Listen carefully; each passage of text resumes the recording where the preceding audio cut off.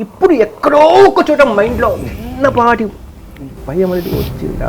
భయం హైదరాబాద్లో ఉన్న ఆర్జీవి డన్ ఇదే.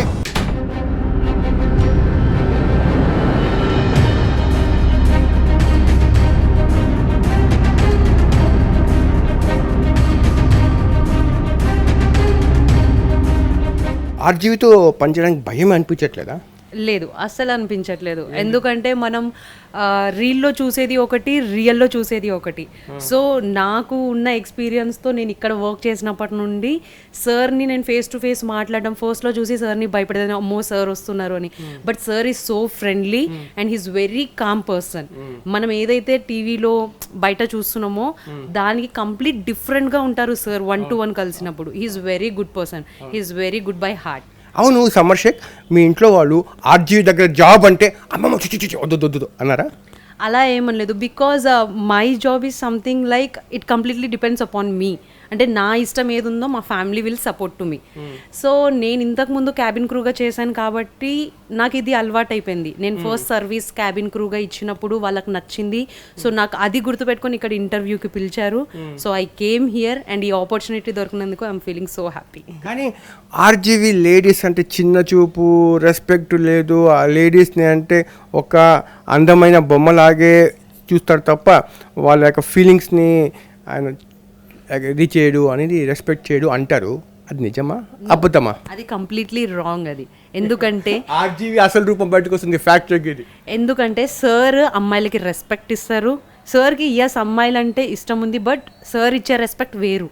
నేను ఇక్కడ వర్క్ చేస్తున్న పర్సనల్ ఎక్స్పీరియన్స్తో చెప్తున్నా. Because sir is very respectable person and also he respects everyone. అది నేను చూసాను ఇక్కడ. సో ఓవరాల్గా చెప్పాలంటే sir is very good person. నమస్తే, నేను ఆర్జీవి గారితో ఉన్నాను. ఇది ఓట్కా కాదు, ఛాయ్. రిప్లై ఇవ్వండి సార్. ఇప్పుడు ఓడ్కా కాదు ఛాయ్ అని చెప్తే ఓకే. అంటే ఏమో మీతో ఇప్పుడు మందు షాప్కి వెళ్ళి చిల్లర మార్చుకొచ్చినా కూడా మంతాకి వచ్చాది అనుకుంటారు. ఇప్పుడు మీతో కూర్చొని ఇంటర్వ్యూ చేసి తాగుతూ ఉంటే ఓట్ కట్టుకుంటాను అనుకుంటారేమో అని. ఏమనుకోకుండా మాట, పవన్ కళ్యాణ్ నారా లోకేష్తో ఏదైనా థ్రెట్ ఉందా మీకు? అసలు ఈ టైంలో ఇన్ టర్మ్స్ ఆఫ్ ఎవరో ఒక వాళ్ళ ఏమైనా కుట్ర పని అది చేసే అంత సీన్ లేదు. I think society is not there anymore.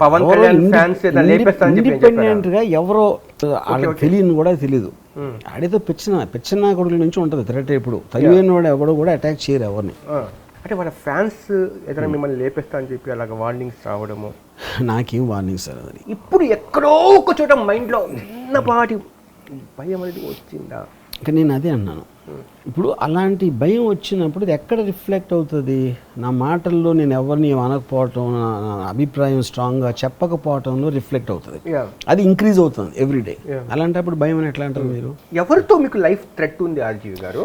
ఇప్పుడు మీరు ఒక పబ్లిక్ డొమైన్లో ఉన్నప్పుడు నేను ఏదో పొలిటికల్ కామెంట్స్ చేస్తూ ఉంటాను, ఇక్కడ అక్కడికి బయటికి వెళ్తూ ఉంటాను, తిరుగుతూ ఉంటాను. దాంట్లో it will just take 1 or 2 rowdy fellows to do something.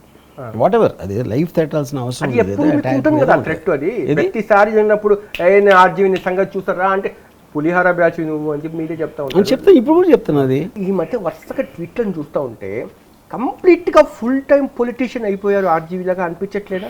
First of all politician అనే దానికి మీనింగ్, నేను ఒక పార్టీ మెంబర్ని కాదు. I'm not trying to contest. I'm not doing any welfare for the so called public. అలాంటప్పుడు నా definition political అనేది రాదు. I can be a critic, I can be a political analyst. అన్ని పార్టీలు మీరు విమర్శలు చేస్తామని చెప్పొచ్చు. మీరు విమర్శలు చేసేది కేవలం పవన్ కళ్యాణ్ టీడీపీ పార్టీలే కదా, జనసేన టీడీపీ కదా? That is not true. నేను సినిమా టికెట్ల మీద ఐ రియలీ ఫాట్ వైసీపీ. ఎన్ని క్రిటిక్ చేశారు చెప్పండి? ఏది కాదు, దాంట్లో నాకు ఎక్కువ బాగా నచ్చచ్చు. నాకు తెలిసి అన్ని ఫాలో అవ్వను. ఫస్ట్ ఆఫ్ ఆల్ వైసీపీ ఏం చేస్తుంది, టీడీపీ ఏం చేస్తుంది, జనసేన నేను ఎప్పుడు ఫాలో అవ్వను. నా నోటీస్కి వచ్చి నాకు ఇంట్రెస్టింగ్గా అనిపించో, నాకు ఒక ఒపీనియన్ ఉన్నప్పుడే నేను ట్వీట్ పెడతాను. నేను యాక్చువల్గా మీరు వన్ సైడ్కి ఉన్నారా, తటస్థంగా ఉన్నారా? జస్ట్ ఈ యొక్క ప్రశ్నకు జవాబు చెప్తే చాలు. మీరు సార్ 74 సంవత్సరాల వృద్ధాప్యంలో ఉన్న ఒక వ్యక్తి, ఒక లీడరు, సీఎంగా పనిచేసిన లీడరు అరెస్ట్ జరిగిన తీరు చూస్తూ ఉంటే మీకు ఎలా అనిపించింది RGV ఫస్ట్ ఆఫ్ గారు? ఆల్ ఒక వ్యక్తి చేసిన క్రైమ్కి ఏజ్కి పాయింట్ కాదు. Yeah. అంత ఆ మాటకు వస్తే అంత ఏజ్ కూడా ఇంకా తెలుసుకోవాలి. ఐ మీన్ జ్ఞానం రాకుండా క్రైమ్ చేశారు అనేది ఏజ్ అనేది యాక్చువల్లీ ఎడిషనల్ అవ్వాలి. One point. ఏవి తప్పు చేశారని మీ ఉద్దేశం అరెస్ట్ చేసిన తీరులో? ఆయనకి అంత మంది మార్పులు వెళ్ళి వాళ్ళు చెప్పినట్టుగా కానీ నాకు అర్థం కాదు. ఆయన political leader and all the time ఆయన surrounded with his followers party వాళ్ళు ఇలా ఉంటారు. ఈ మధ్య మీరు చూస్తే పోలీసులు ఎవరి దగ్గరికి వెళ్ళినా వాళ్ళు రివర్స్ అయిపోయి అరిసేసి తిట్టేసి ఒక ధర్నాలు చేసేసి వైలెన్స్లో కూడా వస్తున్నారు. If you located Punganur incident, అలాంటి లీడర్ని చేయడానికి 100% ఎక్కువ మంది వెళ్లకుండా ఒకళ్ళిద్దరు ఎట్లా వెళ్తారు? అసలు ఎందుకు వెళ్తారు? నమస్తే, నేను మీ జాఫర్. మీకు నేను మా టీం చేసే వర్క్ నచ్చితే మీరు సబ్స్క్రైబ్ చేయడం మర్చిపోవద్దు. సబ్స్క్రైబ్ చేయడంతో పాటు పక్కన ఉండే బెల్ ఐకాన్ కూడా ప్రెస్ చేయండి.